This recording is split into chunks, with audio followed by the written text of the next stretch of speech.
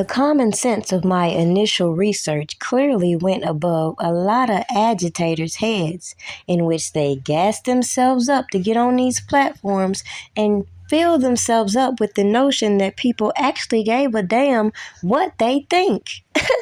But the gag is, I decided to put my head into the information being presented in these indictments against RKelly, the public displays we witness on these social media platforms, and the affiliations with all these interesting characters. Now, considering all these celebrities watch these individuals come out here talking about mute RKelly, but then want to turn around and act like they're so outraged that they're using rap lyrics to lock these individuals up who ain't got sense enough to know not to incriminate yourself regardless of whether it's for entertainment or not.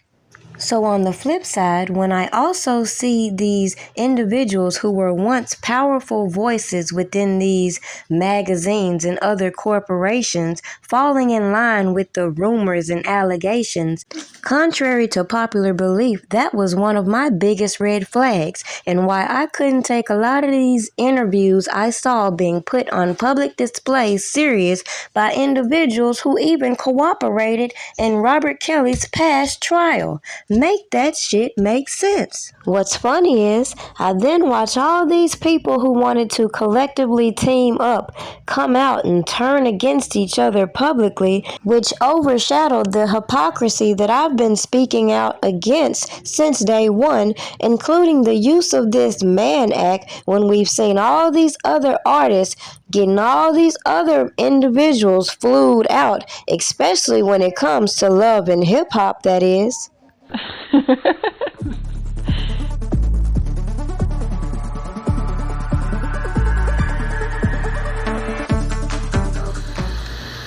Kelly, with you? What? ACP, did you see this? Look, if it ain't official Dana J, Levi for Kelly, Primadonnanews, I don't even want to see it. Just take the phone.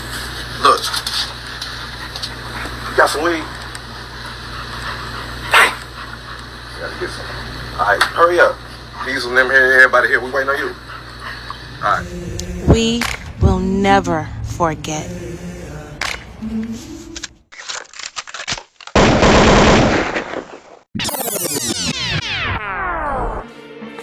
I shot a nigga. Woo! Yeah. Woo! Woo! Yeah. I done shot a nigga and caught a case. Now I'm in the club with 100K.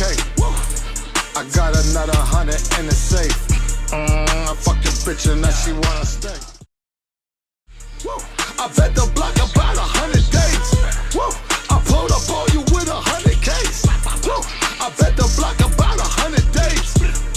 I pulled up on you with 100Ks. Bag full of money. She says, Zeno, I'm coming. Louis luggage, private jet, we undercovers.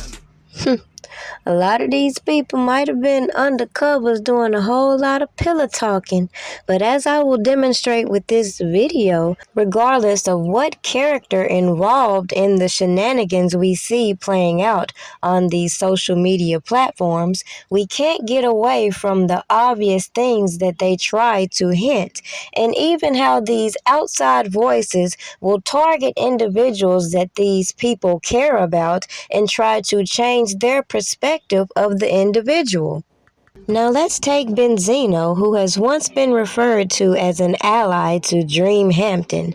Let's talk about the fact that we're witnessing all the things that have emerged on social media about him, and then we see this transition with his daughter and how she has been positioned with certain artists in order to gain clout. She has obviously changed a little bit in her image and the flamboyant sexuality she's now flaunting, and people overlook the affiliations she has associated herself with some of these affairs.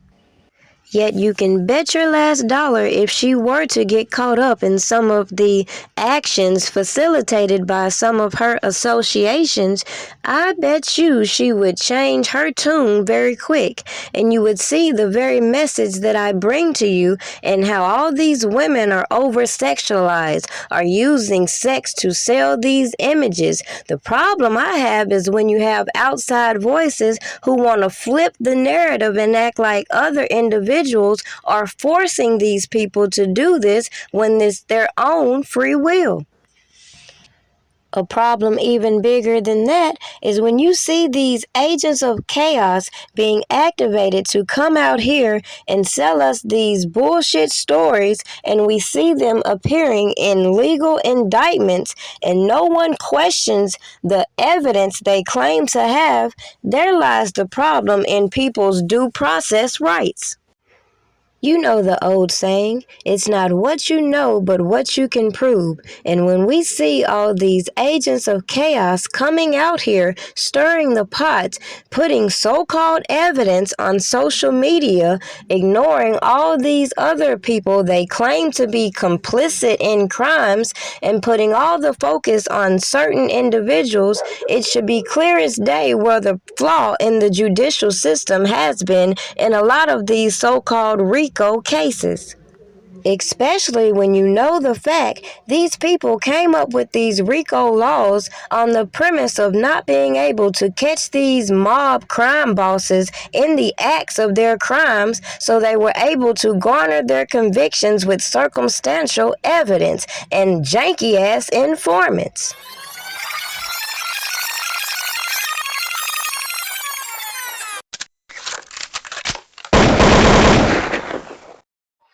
I talked to Angela now.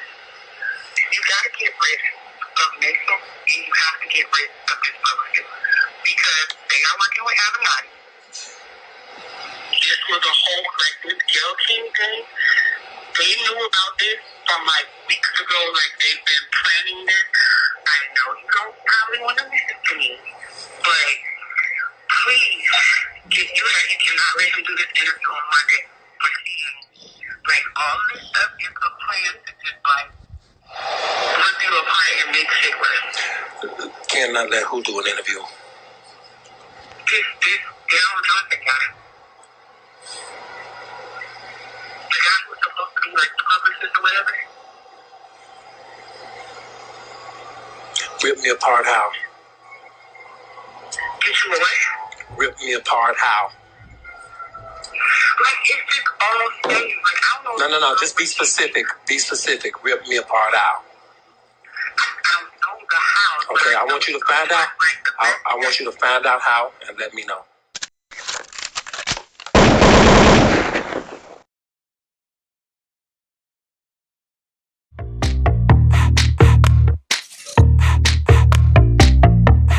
Something good